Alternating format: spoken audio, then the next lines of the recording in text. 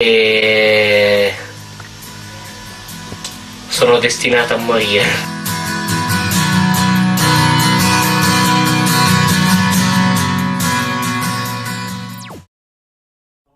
Um adolescente apaixonado por videogames e tecnologia, mas que usou a internet não para se exibir, e sim para aproximar milhões de pessoas de Deus. Esse jovem é Carlo Acutis, chamado de influencer de Deus e prestes a se tornar o primeiro santo millennial da igreja. Em apenas 15 anos de vida, ele mostrou que a santidade pode ser vivida de forma simples, criativa e surpreendente. Carlo nasceu em 3 de maio de 1991, em Londres, filho de Andrea Acutis e Antonia Salzano. Seu pai trabalhava no setor financeiro e sua mãe, embora fosse de uma família católica culturalmente, não era muito praticante da fé naquele período. Pouco tempo após o nascimento de Carlo, a família mudou-se definitivamente para Milão, onde ele cresceu. Desde muito pequeno, Carlo revelou uma espiritualidade fora do comum para uma criança. Com apenas 3 anos, já gostava de entrar em igrejas para rezar. Quando passava em frente a uma igreja, pedia para sua mãe entrar e ficava em silêncio diante do sacrário, numa postura que impressionava até mesmo os adultos. A própria mãe testemunha que foi através do filho que ela redescobriu a fé católica de maneira profunda, porque se surpreendia com a maturidade espiritual dele. Aos 7 anos, Carlo recebeu a primeira comunhão. Esse dia foi marcante em sua vida, porque a partir dele, decidiu que queria participar da missa todos os dias. Tornou-se um hábito inquebrável. Diariamente participava da Eucaristia e fazia um momento de adoração diante do Santíssimo Sacramento. Costumava dizer que a Eucaristia é a minha estrada para o céu, e esse pensamento se tornou o centro de sua espiritualidade. Ele acreditava que a grande diferença entre as pessoas que buscam a santidade e aquelas que se perdem estava justamente no modo como tratavam a presença real de Cristo na Eucaristia.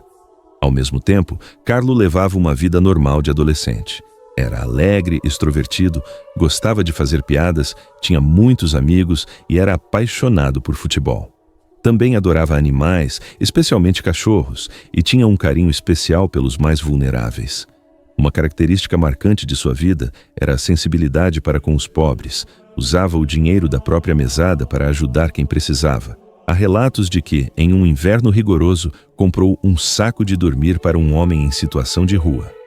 Também gostava de doar roupas, brinquedos e alimentos para instituições de caridade, mas sempre fazia isso de maneira discreta, sem buscar reconhecimento. Carlo também cresceu numa época em que a tecnologia estava se tornando parte essencial da vida das pessoas. Ele foi rapidamente atraído pelo mundo dos computadores e demonstrou um talento impressionante para lidar com eles. Aprendeu a programar, a editar vídeos e a criar sites ainda muito jovem. Como qualquer adolescente, também gostava de videogames, mas sabia impor limites a si mesmo. Não passava horas e horas jogando, porque tinha disciplina e consciência de que não queria se deixar dominar pelas telas. Ele mesmo dizia que não queria ser escravo da tecnologia, mas sim colocá-la a serviço do bem. Foi nesse contexto que surgiu o projeto que o tornaria conhecido no mundo inteiro: a catalogação dos milagres eucarísticos reconhecidos pela Igreja. Carlo começou a reunir informações, fotos, mapas e relatos de milagres eucarísticos ocorridos ao longo da história em diversos países. Criou um site para centralizar todo esse conteúdo e organizou-o de forma clara, quase como um museu virtual.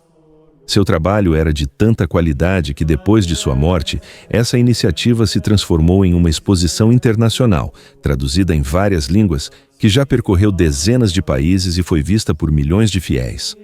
Carlo, um adolescente apaixonado por tecnologia, havia conseguido transformar a internet em um instrumento de evangelização global. Ao mesmo tempo, Carlo continuava sua vida escolar normalmente. Estudava em Milão e era conhecido como um aluno inteligente e aplicado, mas também muito humano. Defendia colegas que sofriam bullying, ajudava aqueles que tinham dificuldades de aprendizado e estava sempre disposto a ouvir. Não era um jovem perfeito no sentido de não ter falhas, mas buscava corrigir seus erros rapidamente e tinha um grande desejo de agradar a Deus em tudo o que fazia. Sua vida espiritual era marcada pela simplicidade e por práticas muito concretas. Além da missa diária, rezava o terço todos os dias, cultivava uma devoção especial a Nossa Senhora e tinha grande amor pelo anjo da guarda. Em setembro de 2006, quando tinha apenas 15 anos, Carlo começou a sentir-se mal. Após exames, veio o diagnóstico: leucemia fulminante. A notícia poderia ter sido devastadora para qualquer adolescente, mas Carlo a recebeu com uma serenidade que impressionou médicos e familiares. Disse à mãe: "Ofereço todos os sofrimentos que terei de passar pelo Papa e pela Igreja para não ir para o purgatório, mas direto para o céu." Essa frase revela a profundidade de sua fé e sua maturidade espiritual diante da morte. Nos dias em que esteve hospitalizado, Carlo não reclamava das dores intensas que sentia. Estava sempre rezando e em paz. Recebeu a unção dos enfermos, confessou-se e permaneceu firme até o fim. Faleceu no dia 12 de outubro de 2006, deixando familiares e amigos profundamente comovidos, mas também impressionados pela forma como enfrentou a doença. Seu corpo foi sepultado em Assis, cidade de São Francisco, por desejo próprio, pois tinha grande devoção ao santo. Logo após sua morte, começaram a surgir relatos de graças alcançadas por sua intercessão. Muitos jovens, ao conhecerem sua história, sentiam-se inspirados a participar mais da missa, a rezar e a buscar a santidade em sua vida cotidiana. Sua fama de santidade cresceu rapidamente, não apenas na Itália, mas em várias partes do mundo. Em 2012 foi aberto oficialmente o processo de canonização. Em 2018, o Papa Francisco o declarou venerável, reconhecendo suas virtudes heróicas. 2 milagres foram atribuídos à intercessão de Carlo. O primeiro ocorreu no Brasil, quando um menino em Campo Grande, no Mato Grosso do Sul, foi curado de uma malformação grave no pâncreas após a família pedir a intercessão de Carlo. Esse milagre foi reconhecido pelo Vaticano e levou à sua beatificação em Assis, no dia 10 de outubro de 2020. Na cerimônia, Carlo foi chamado de apóstolo da internet e apresentado como um modelo para os jovens do nosso tempo. O segundo milagre foi reconhecido em 2024, quando uma jovem na Itália sofreu um grave acidente de bicicleta, com sérias lesões cerebrais. A recuperação dela foi tão rápida e completa, após a oração feita diante do túmulo de Carlo, que os médicos não encontraram explicação científica. Esse milagre abriu caminho para a canonização, marcada para 7 de setembro de 2025, quando Carlo Acutis será oficialmente proclamado santo, tornando-se o primeiro santo millennial da Igreja Católica. Hoje, seu corpo repousa no Santuário do Despojamento, em Assis, e sua tumba é destino de peregrinação de milhares de pessoas todos os anos. Ao olharmos para a vida de Carlo Acutis, percebemos que ele não realizou feitos grandiosos aos olhos do mundo, mas viveu o ordinário de forma extraordinária. Demonstrou que a verdadeira revolução está na santidade, no uso correto dos dons que Deus nos dá, no amor aos pobres, na vivência da Eucaristia e no testemunho de fé autêntica. Carlo dizia que todos nascem originais, mas muitos morrem cópias.